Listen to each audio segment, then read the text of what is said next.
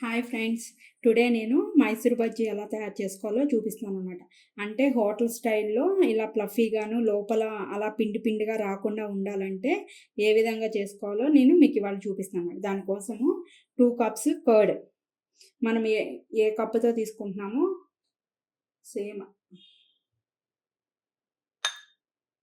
Same quantity అనమాట. ఎంత ఎంత కర్డ్ తీసుకుంటున్నామో అంతే మెజర్మెంట్తో మైదా పిండి కూడా తీసుకోవాలన్నమాట. నేను ఈ కప్పుతో 2 కప్స్ కర్డ్ తీసుకున్నాను కదా, సేమ్ అంతే మైదా తీసుకున్నాను అనమాట. ఫస్ట్ దీన్ని ఇలా బీట్ చేసుకోవాలి, ఉండలు లేకుండా. సేమ్ క్వాంటిటీతో కనుక మనం కర్డ్ తీసుకుంటే కనుక అప్పుడు అది మైసూర్ బజ్జీ ఫ్లఫీగాను లోపల ఉండలేకుండా హోటల్ స్టైల్లో వస్తాయండి. దానికోసము దీన్ని ఇలా మనం 5 to 10 minutes బీట్ చేసుకోవాలన్నమాట. ఆ బీట్ చేసుకునేటప్పుడు దానికి సరిపడా సాల్ట్,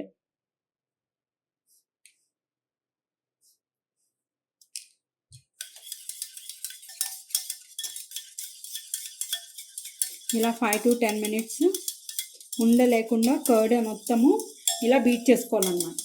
ఈ మనం తీసుకునే కర్డ్లో మింగడి లేకోకుండా, బయట మనకి ప్యాకెట్ కర్డ్స్ అమ్ముతారు కదా, 1/2 లీటరు 1/4 లీటరు, ఆ ప్యాకెట్స్ తీసుకుంటే కనుక మైసూర్ బజ్జీ బాగా ఫ్లఫీగా వస్తాయి అన్నమాట.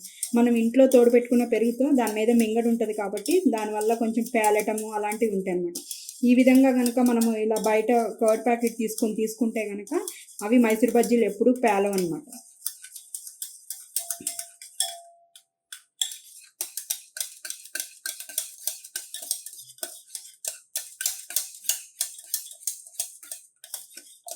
ఇలా 5 to 10 minutes దీన్ని ఇలా బీట్ చేసిన తర్వాత మైదా,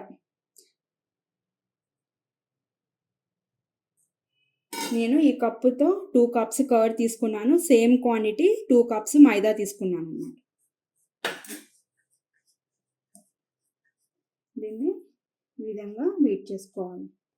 కావాలంటే కనుక దీనికి సరిపడా వాటర్ పోసుకోవచ్చు.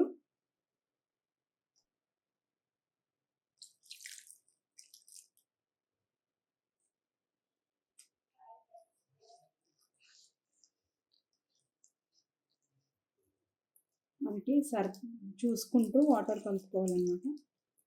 ఎక్కువైతే మళ్ళీ లూజ్ అయిపోతుంది. కొంచెం కొంచెం వాటర్ పోసుకొని దీన్ని కలుపుకోవాలి. ఎక్కడ కూడా ఉండలేకోకుండా ఈ విధంగా కలుపుకోవాలి.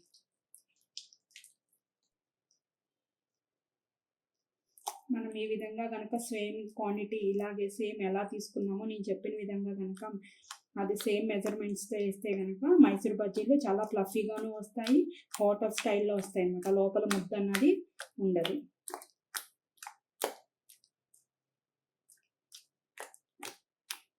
చాలామందికి మైసూర్ బజ్జీలు పేలుతాయి అని చెప్పి చాలామంది ట్రై చేయరు. అలాంటి వాళ్ళకి ఈ వీడియో బాగా పనిచేస్తుంది.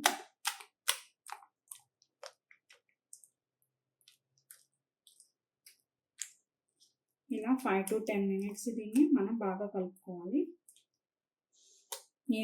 నేను కూడా ఫస్ట్లో ఇలాగే 2-3 సార్లు పేలటం వలన మైసూర్ బజ్జీలు ఇంట్లో చేయటం మానేశాను. నా ఫ్రెండ్ చెప్పిందనమాట, ఇలా చేస్తే కనుక మైసూర్ బజ్జీలు పేలవు, హోటల్ స్టైల్లో వస్తాయని. అప్పటి నుంచి కూడా నేను ఈ విధంగానే ట్రై చేస్తున్నాను. ఇలా కలుపుకున్న తర్వాత ఒక 3 to 4 hours దీన్ని ఇలాగే ఉంచేసేయాలి. మనం కనుక మధ్యాహ్నం ఆఫ్టర్నూన్ కనుక వేసుకోవాలి అంటే కనుక మనం మార్నింగే పిండి ఈ విధంగా కలుపుకొని పెట్టుకోవాలి. లేదు ఈవినింగ్ స్నాక్స్ కింద వేసుకోవాలంటే కనుక ఆఫ్టర్నూన్ 1:30, 2 o'clockకి అలా ఎప్పుడైనా సరే 3-4 hours ఈ పిండిని ఇలా కలుపుకున్న తర్వాత నాననివ్వాలన్నమాట. అప్పుడు మైసూర్ బజ్జీ బాగా ఫ్లఫీగాను నీట్గా వస్తాయి అన్నమాట. ఇప్పుడు దీన్ని మనం నాననిద్దాం. 5 hours నానిన తర్వాత బ్యాటర్ అంతా ఇలా రెడీ అయింది. ఇప్పుడు ఇందులో ఆనియన్స్, కొత్తిమీర, కరివేపాకు తురుముకొని, అది జీలకర్ర, మనం టేస్ట్కి ఇందాక కొంచెం సాల్ట్ వేసాము, టేస్ట్ చూసుకొని కొంచెం సాల్ట్ పడితే ఇంకొంచెం సాల్ట్, ఇది సోడా ఉప్పు ఒక 1/2 స్పూన్ వేసుకుని మొత్తం ఈ విధంగా కలుపుకోవాలి.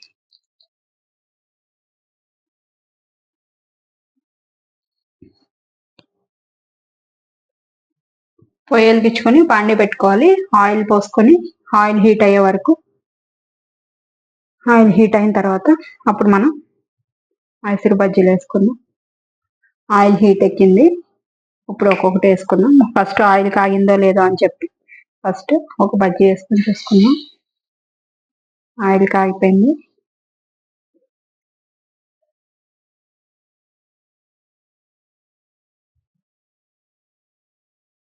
నేను ఎప్పుడు స్నాక్స్ వండినా కూడా ఏ ఏ విధమైన బజ్జీలు వేసినా కూడా ఫస్ట్ది ఒకటి వేసి అది వినాయకుడికి పెడతాను.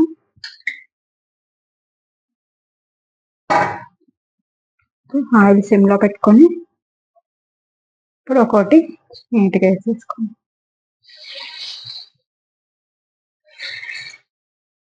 మనకు కావాల్సిన షేప్లో, మనకి పెద్దవి కావాలంటే పెద్దవి, చిన్నవి కావాలంటే చిన్నవి వేసుకోవచ్చు. నేను మీడియం సైజే వేస్తున్నాను.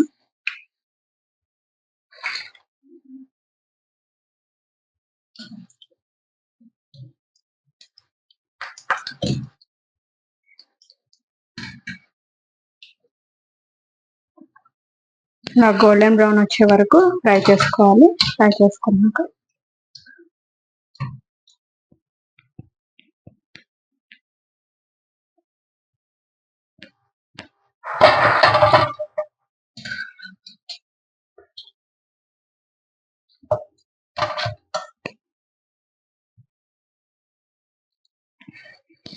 మైసూర్ బజ్జీ అంటే ఇష్టం ఉండని వాళ్ళు ఎవరు ఉండరు, అందరూ ఇష్టంగా తింటారు.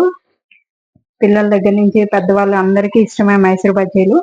ఈ విధంగా వేసుకుంటే మైసూర్ బజ్జీలు పేలవు, లోపల పిండి ఉండకుండా చాలా ఫ్లఫీగా వస్తాయి అన్నమాట. సర్వింగ్ ప్లేట్లోకి తీస్తాను.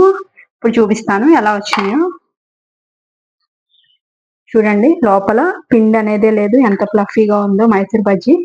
మీరు కూడా ట్రై చేసి ఎలా ఉందో టేస్ట్ నాకు కామెంట్ రూపంలో చెప్పండి. Thank you.